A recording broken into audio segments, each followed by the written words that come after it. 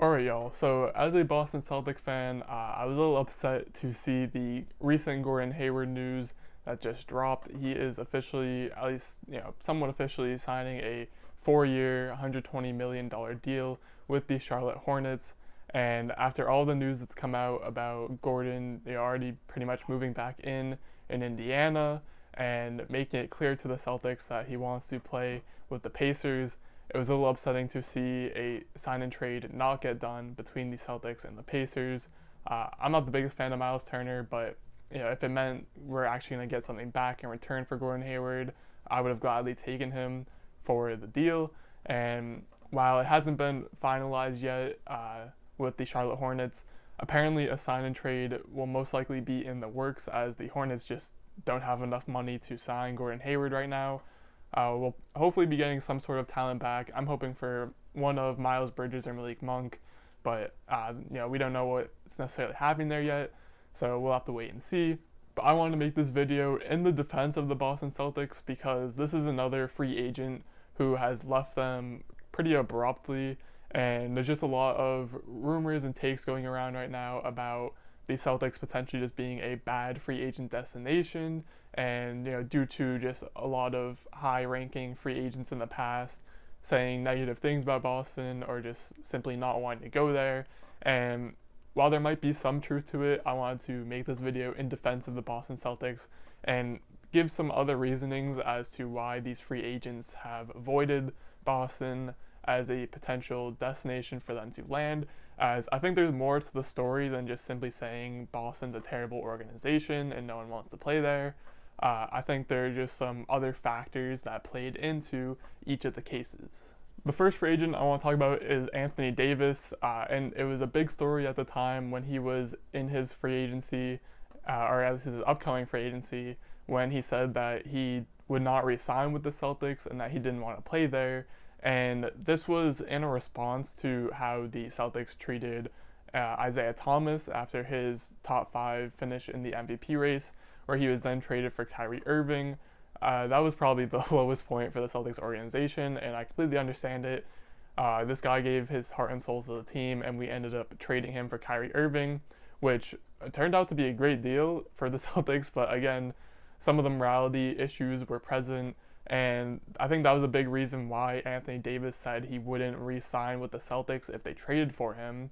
And it makes sense from AD's perspective, but you also have to keep in mind that even prior to that news coming out, Anthony Davis made it very clear that he was only going to re-sign with the LA Lakers.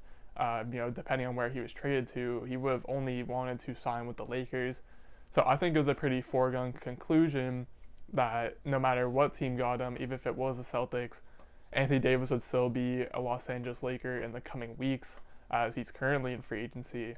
And overall, he had his reasonings for not wanting to go to Boston. They were completely justified, even in my opinion, as a fan of the Celtics. The IT trade, while it was a good basketball trade, certainly had some negative issues with it, and completely justifiable in AD's case, but I do want to point out that he was going to go to the Lakers anyway, so while his statements were true, I don't think it was necessarily a missed opportunity for the Celtics. Now, the Kyrie case is very interesting, and I think there's still a lot of information being held behind closed doors in the Celtics organization and in Kyrie Irving's camp, because if we remember back, Kyrie made the big commotion about saying that he would be happy to re-sign as a Boston Celtic once his contract was up. There was the whole on-court thing at the start, prior to his season, or his final season with the Celtics, where he said, if you guys will take me back, I'd be happy to stay. And then we slowly saw that become more and more of a lie as the season went on. I think there were 2 other factors that played into why Kyrie left. One of those was just being that it was slowly becoming clear to him that the Celtics valued Jaylen Brown and Jason Tatum maybe a little bit over him. And while that probably shouldn't have been the approach the Celtics took, Jaylen Brown and Jason Tatum, they were guys drafted by the Celtics. They were seen as the Celtics' future. So it does make sense to put some more, time and effort into those guys and hoping that they will stay with the Celtics for their entire careers, whereas Kyrie Irving had already been known as a bit of a loose cannon. And I mean that in a nice way, not in the way where the media pegs Kyrie as like a nuisance and all that stuff. I think Kyrie's a great guy. My only gripe with him, I've said this multiple times, maybe not on this channel, but my only gripe with Kyrie is just the fact that he played awfully in the Milwaukee Bucks playoff series and just didn't put effort in. If you go back and watch those games and just watch Kyrie Irving as a basketball purist, you'd be very upset with how he played and just the amount of effort he put in. So again, that's my only gripe with Kyrie, but him realizing that the Celtics were focusing more on Tatum and Brown caused them to leave, along with the fact that, it is Kyrie. He has a set goal in his mind of the type of role he wants to play on a team. He wants to be one of the top two guys. We saw that with LeBron, and then he said he wanted to be the guy. So he came to Boston, and while he was the guy at the start of his Boston tenure, he slowly realized that he was losing that role more and more as Brown and Tatum grew and developed. So he wanted to, leave, and like I said, he wanted to be the guy on a team. So he went to Brooklyn to team up with Kevin Durant. And this would also stay true with the recent James Harden trade rumors, as it's come out that apparently Kyrie was the one who didn't want the James Harden trade to happen because, again, Kyrie wanted to be one of the top two guys on his team. Him and KD can't do that if there's also a third MVP caliber player in James Harden. So again, I think this was just a factor of Kyrie realizing that he wasn't going to be the guy on the Celtics as the years went on. So he didn't want to re-sign for another 4 years and be in a trio with Jaylen Brown and Jason Tatum. Now getting into Al Horford, I think this might be the player who fits the narrative the absolute least. And this one is pretty simple too. I think the Celtics realized that Al Horford was nowhere near the type of money he was asking for during his free agency. He was already getting pretty old and was already on the decline in his last season with the Celtics. He just wasn't producing the same, which isn't a slight on Al Horford. He was simply just getting out of his prime and just wasn't the same player he used to be. So when the Philadelphia 76ers come out and throw over $100 million at him over 4 years, there should be absolutely no reason for the Celtics to try and match that, knowing that Al Horford just isn't a part of their long-term plans. So Al Horford went and got as much money as he could have gotten with the 76ers, therefore not returning to the Celtics, where he would not have gotten as much money. And I think this one should be pretty clear that, Horford just wanted the money. He went and got the money. Celtics didn't want to pay him that money for the type of player that he was going to be over these next 4 years. And I think even after just year one, it's pretty clear that the Celtics made the right move here. And again, Horford he wanted the paycheck, which again isn't a slight on Al Horford. The players should be able to do whatever they want. Horford wanted the money, he got the money. And that brings me to Gordon Hayward, where he declined the $34 million option and went out and signed a 4-year, $120 million deal with the Hornets. So he's only making $4 million less than what he could have been with the Celtics had he opted in. And while people might say, $4 million is a lot of dollars and money, it is, but again, the Celtics probably weren't going to pay him that much if he were to stay and try and re-sign with the Celtics. The Celtics just simply wouldn't have the cap space to do that, so he wouldn't be making nearly as much. So he could sign with the Celtics and make less money in a future contract, or he could go to the Charlotte Hornets now and make sure that he's going to be making $30 million for the next 4 years for certain. Another thing with the Gordon Hayward issue is that he went to the Celtics assuming that he was going to be at worst the second option on the team.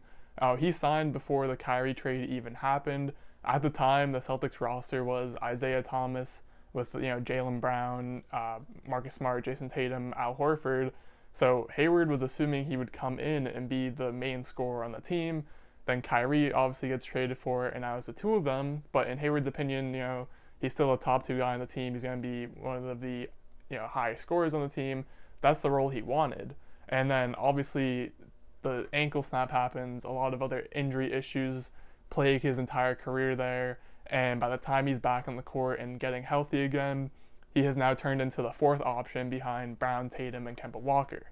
And this is absolutely what Gordon Hayward did not want to have happen during his time in Boston. He was upset about the fact that he was the fourth option, which again, you can't blame him for. That's not what he signed a contract to be in Boston. So again, it makes sense that he is going to a different team where he can be one of the number one or number two options. It's going to be him and LaMelo, and then Rozier and Devontae Graham playing behind him in Charlotte. So that's what he wanted. And again, I just think it makes a lot of sense that he would maybe sacrifice a little bit of money to go play in a role that he wants to play in. So yes, the Celtics have had a lot of issues keeping free agents in the past, but I think that's just a case of Jaylen Brown and Jason Tatum maybe developing faster than a lot of players coming into the Celtics organization thought they would, and they've grown to be the faces of the franchise. And if other free agents come in, they know they're not going to be the number one or potentially even the number two guy on the team, especially now with Kemba Walker on the Celtics roster. So it makes sense for why these free agents would not want to stay in Boston, because they want to go be they want to go be the main guys on the team somewhere, and they want to get paid to be the main guys on the team. While the AD and Harden comments are still very justifiable, as I've said, I think that the Celtics have learned from that trade of Isaiah Thomas to treat their free agent signings with a little bit more gratitude and respect. Even saw it with Gordon Hayward. They could have shipped Gordon Hayward a while ago, but they didn't want to. They wanted him to have some time to recover and get healthy again before letting Hayward decide where he wants to go. And while it's unfortunate that the Celtics couldn't work out a deal with the Pacers to get Gordon back to his hometown, or at his hometown state of Indiana, I am hoping that they could get at least someone back from the Hornets, and I think they will get someone back. Again, it's just a matter of them figuring out contracts and all that stuff. But yeah, I just wanted to make this video in defense of the Celtics, because I know there's going to be a lot of hot takes and stories coming out about free agency discussed in Boston, and I just want to give my opinions on it and try and clear up from my point of view as a Celtics fan. So I hope everyone enjoyed this video. Drop some comments down below on what you think, and while you're down there, maybe think about hitting the like button if you enjoyed this video. And most importantly, as always, thank you for watching.